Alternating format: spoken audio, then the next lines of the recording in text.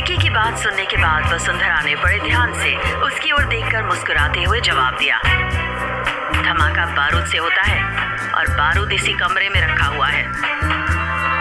और फिर उन दोनों ने कमरे में रागिनी के सामान की तलाशी लेना शुरू कर दिया।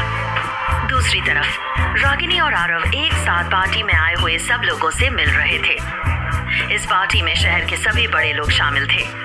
मीडिया वालों के लिए एक अलग सेक्शन बनाया गया था, जहां से वो लोग पार्टी में आने वाले हर एक गेस्ट की फोटोज ले रहे थे। आरव और रागिनी वाकई में इस पार्टी में बहुत खूबसूरत लग रहे थे। उन दोनों की जोड़ी की चर्चा चारों तरफ हो रही थी और साथ ही साथ कुछ लोग ये भी फुसफुसा कर कह रहे थे कि आरव सिंह मेवाड़ ने जल्दबाजी में और चोरी से शादी को अंजाम क्यों दिया था। मैडम, आपको मीडिया सेक्शन में चलना है, वहाँ प्रेस कॉन्फ्रेंस है, एक सर्वेंट ने धीरे से रागिनी के पास जाकर कहा। प्रेस कॉन्फ्रेंस की बात सुनकर रागिनी चौंक उठी। उसके लिए मीडिया के सवालों का जवाब देना बड़ा मुश्किल काम था। उसने अपने आसपास नजर दौड़ाई तो आरव कुछ लोगों से बात करने में बिजी था। लेकिन प्रेस कॉन्फ्रेंस क्यों रखी गई है? रागिनी ने चौंकते हुए उस सर्वेंट से सवाल किया। जी, मीडिया वाले आपके बारे में जानना चाहते हैं, इसलिए बड़ी मैडम ने प्रेस कॉन्फ्रेंस रखी है। सब लोग आपका वेट कर रहे हैं, चलिए।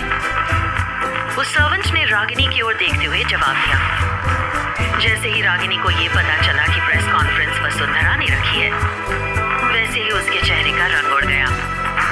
वैसे भी आज जब से वसुंधरा ने रागिनी के सामने वकील अंकल का नाम लिया था, तब से ही रागिनी काफी चिंता में थी। उसे डर लग रहा था कि कहीं वसुंधरा उसकी सारी सच्चाई पता न लगा ले। रागिनी बेहद असमंजस की स्थिति में थी। उसे घबराहट हो रही थी कि आखिर वो रिपोर्टर्स उससे किस तरह के सवाल करेंगे और वो उनके क्या जवाब देगी।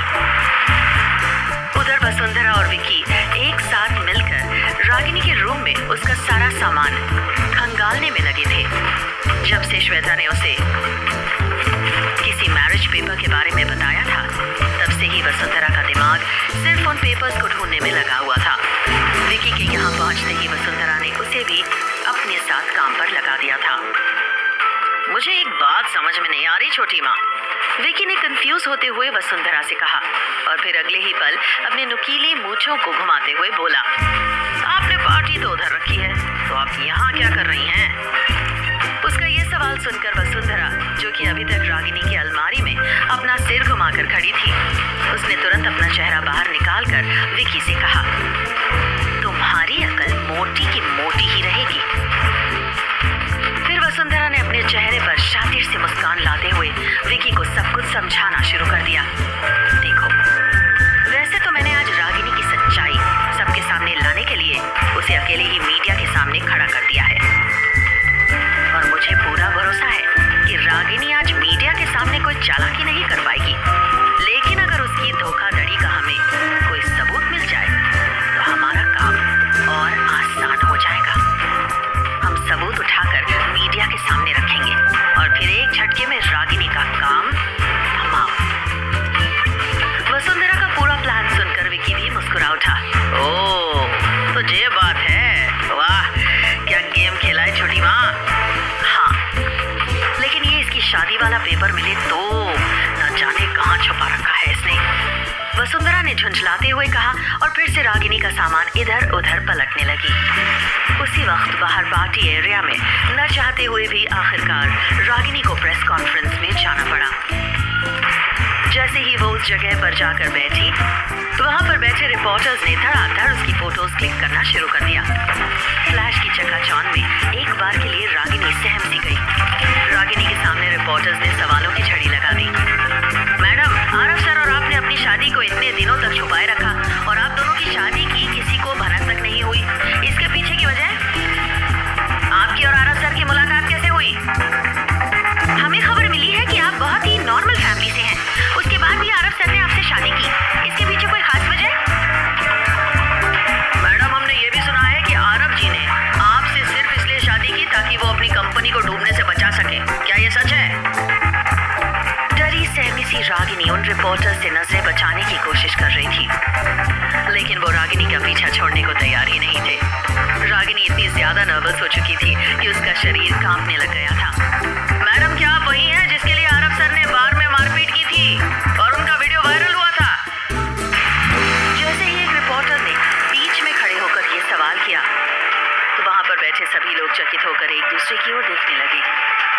अब तक रागिनी से दर्जनों सवाल हो चुके थे, लेकिन उसने एक भी जवाब नहीं दिया था।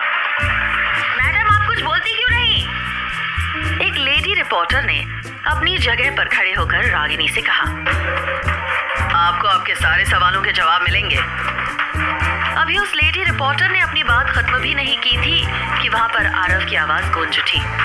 आरव को सामने खड़ा देखकर रागिनी की भी जान में जान आई। आरव के यहाँ पहुंचते ही रिपोर्टर्स की नजर उस पर आकर टिक गई और फिर आरव के चेहरे पर फ्लैश चमकने शुरू हो गए।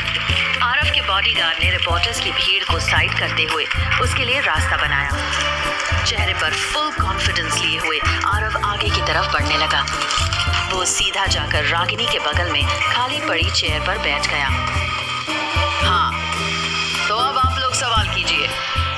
आरव ने चेयर पर बैठते ही रिपोर्टर्स की ओर देखते हुए कहा। उसके इतना कहते ही रिपोर्टर्स ने फिर से वही सारे सवाल आरव से करना शुरू कर दिया।